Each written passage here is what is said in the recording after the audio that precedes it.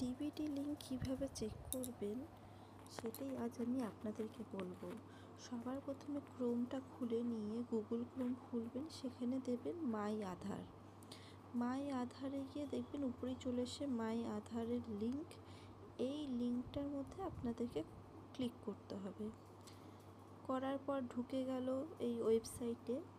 ওই ওয়েবসাইটে ঢুকে স্ক্রোল করে নিচে নামতে হবে। দেখুন এখানে একটা অপশন আছে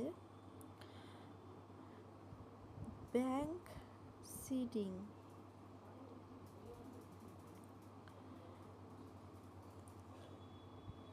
ব্যাংক সিডিং স্ট্যাটাস, এই যে দেখুন এই অপশানটাতে আপনাকে ক্লিক করতে হবে। এই অ্যারো চিহ্নটা আছে, এখানে গিয়ে ক্লিক করবেন।